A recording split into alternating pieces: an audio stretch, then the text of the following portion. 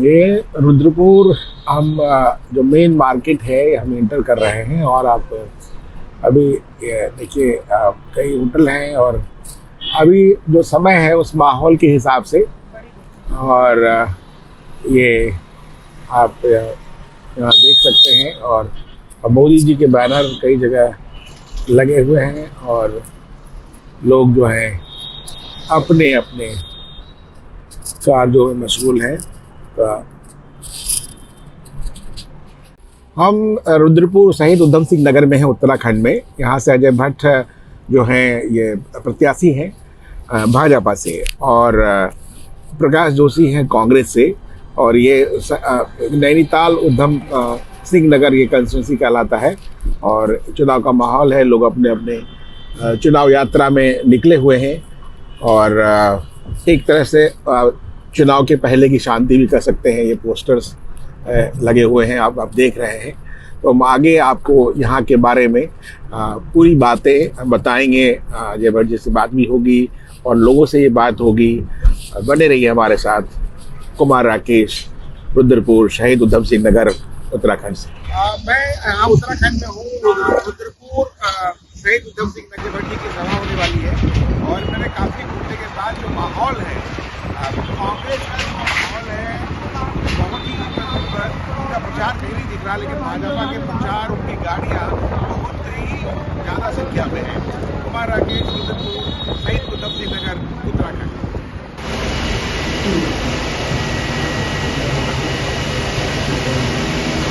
अब मैं आमंत्रित करता हूं उस शख्स को जिसके निर्देशन में, जिसके मार्गदर्शन में ये सारा कार्यक्रम चल रहा है, पुनीत कार्यक्रम चल रहा है।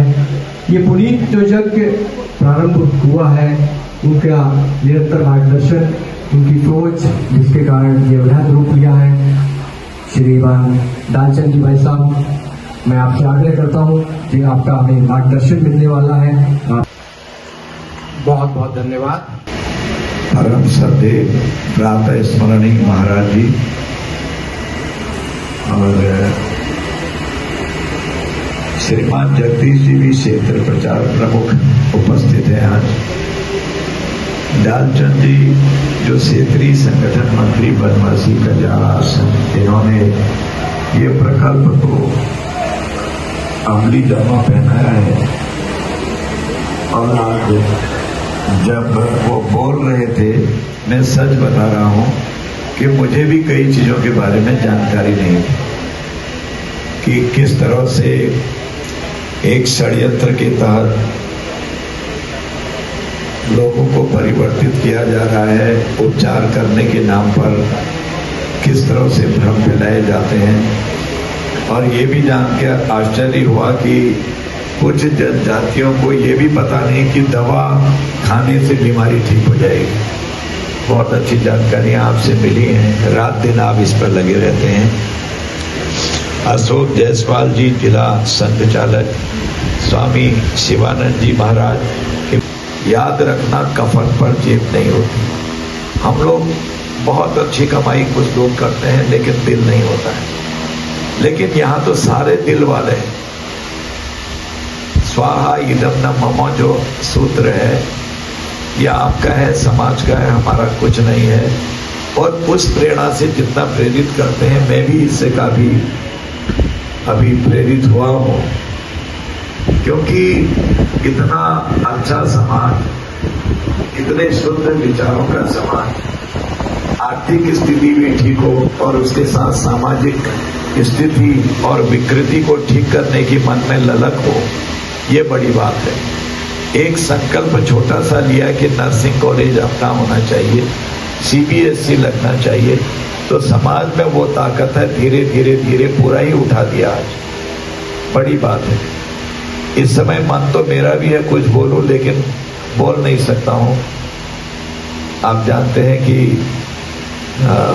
आचार संहिता लगी हुई है, कुछ भी बोलूंगा तो मेरे अगेंस्ट हो जाएगा। लेकिन इतना ही बोलता हूं कि सब भगवान ने ठीक किया। जैसा भगवान की मर्जी होगी, जाही विधि राखे राम ताही विधि रहिए।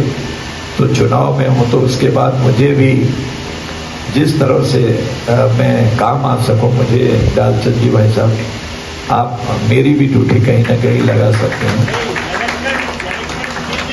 को मेरे मन में भी विचार आ रहा है कि जैसे उद्योग के लोग हैं, मेरे भी जानने वाले हैं, बल्कि यहाँ कम लोगों से परिचय है मेरा।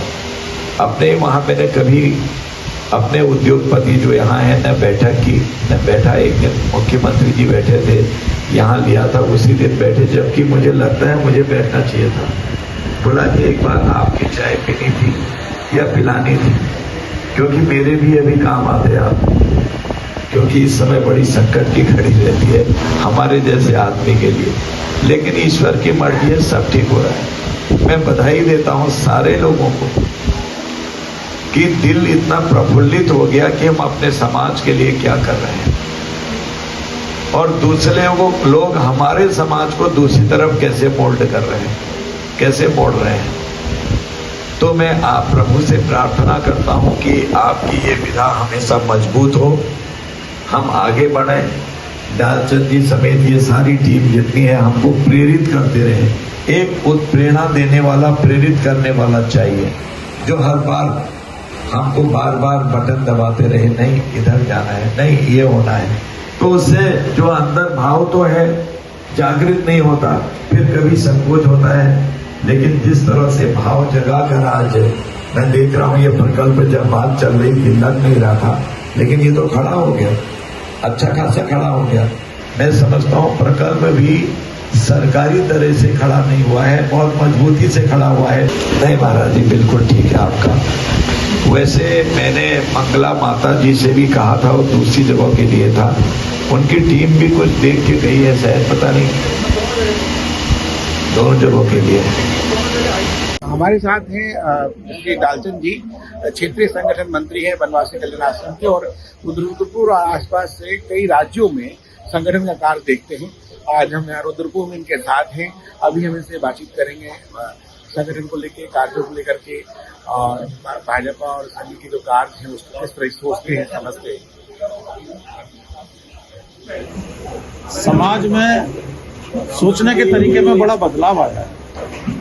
अब लोग देश हित को, राष्ट्र हित को प्राथमिकता पर रखते हुए सोचने लगे हैं और वोट देते समय भी इस बात का विचार करने लगे हैं। उसके पहले सामान्यतः जातिवाद, क्षेत्रवाद, इसके आधार पर पोलिंग की मानसिकता देखी जाती थी, लेकिन अब देश हित को के विचार को केंद्र में रखे और समाज में सोच बढ़ती जा रही है, उसका परिणाम भी आ रहा है।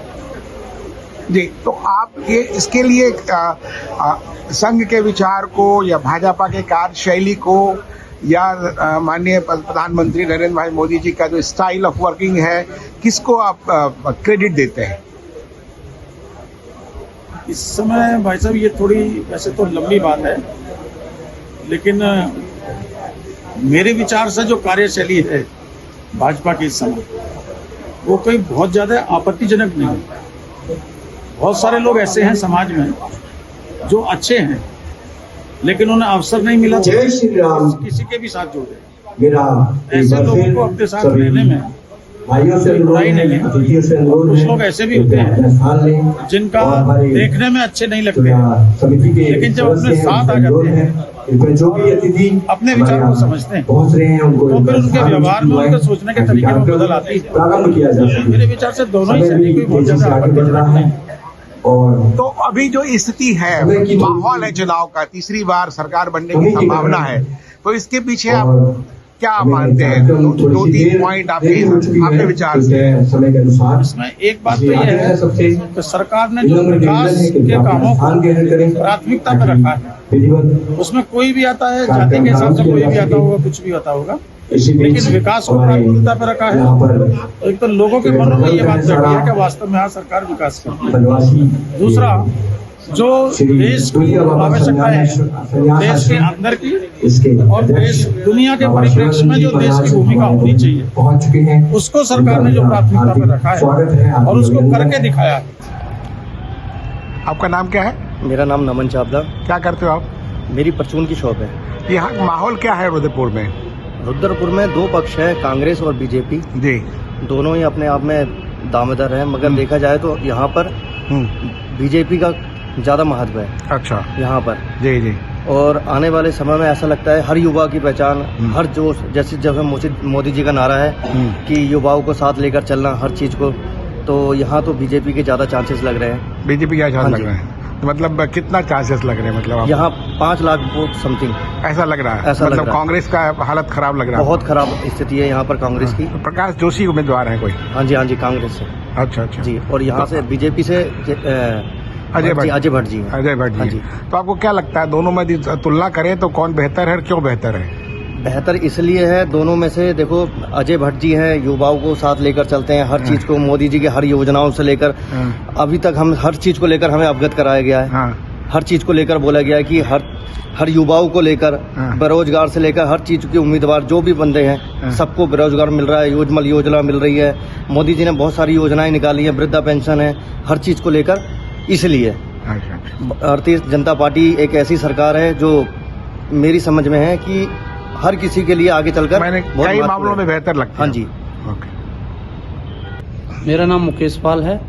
हम काफ़ी टाइम से यहाँ रुद्रपुर में रहते हैं और हमारे पिताजी की खेती किसानी थी, जो आज भी हम कर रहे हैं खेती किसानी। काफ़ी टाइम हो गया यहाँ रहते हुए। अच्छा, तो आपको क्या लग रहा है यहाँ का जो रुद्रपुर नैनीताल का माहौल है, यहाँ के कांग्रेस बीजेपी क्या स्थिति है? बीजेपी की क्या स्थिति है, कांग्रेस की? जैसा कि आपको पता है कि पूरे देश में कांग्रेस की स्थिति बहुत ठीक नहीं है, खराब है, और भाजपा की स्थिति बहुत अच्छी है। माननीय मोदी जी द्वारा लगातार विकास की गंगा बहाई जा रही है। अभी 2 अप्रैल को माननीय मोदी जी की रैली हुई जिसमें लाखों लोग उपस्थित हुए रुद्रपुर में। चारों तरफ से बहुत, पूरा उधम सिंह नगर नैनीताल लोकसभा से बहुत संख्या आई थी, जिसकी संख्या लाखों में थी। मोदी जी भी उस रैली को देख के खुश हो गए और माननीय अजय भट्ट जी बहुत अच्छे ही वोटों से विजयी होने वाले। मतलब आप भाजपा के समर्थक लगते हो आप? जी, मैं भाजपा का समर्थक हूं और भाजपा की स्थिति बम्पर है यहाँ पर। अच्छा, मतलब पिछली जैसे कल मेरी अजय भट्ट जी से बात हो रही थी, बोल रहे थे कि इस बार 5 लाख पार। जी, इस बार बिल्कुल 5 लाख पार है और बहुत अच्छी स्थिति है। कहीं गली मोहल्ले बस्तियों में जाते हैं तो सब जगह भाजपा ही भाजपा है। बहुत बहुत धन्यवाद। उत्तराखंड के हल्द्वानी में हूँ और मैंने यहाँ कई लोगों से बातचीत की। बातचीत के बाद लगा कि कांग्रेस जो है यहाँ उस स्थिति में नहीं है जिस स्थिति में उनको होना चाहिए, और इसको लेकर के मैं कह सकता हूँ कि यहाँ पर बीजेपी की बढ़त दिख रही है। और ख़ास करके अभी अजय भट्ट या प्रकाश जोशी की हम बात करें तो यहाँ पे वास्तव में ये लग रहा है कि अब की बार भाजपा सरकार, ऐसा मुझे लगा। कुमार राकेश, हल्द्वानी, उत्तराखंड से। मैं अंकित भट्ट। अच्छा, क्या करते हो? सर मैं जॉब करता हूँ। अच्छा, तो क्या लग रहा है आपको माहौल यहाँ का? माहौल सर ऐसे ही है। क्या मतलब बीजेपी, कांग्रेस? बीजेपी है। बीजेपी क्यों? बीजेपी क्यों लग रहा है आपको? ये तो पता नहीं मेरे को, पर और भी सारे बीजेपी वाले ही हैं। अच्छा, लगता है बीजेपी का स्थिति अच्छी है। अच्छा, थैंक यू। अजय। आपको क्या लगता है? आप वोटर हो गए ना? हाँ जी। हाँ, 18 साल क्रॉस कर गए? हाँ जी। लगते नहीं वैसे। तो क्या आपको लग रहा है? सर क्या बीजेपी जीतेगी? बीजेपी जीतेगी? अच्छा, बीजेपी को वोट दोगे, कांग्रेस को दोगे?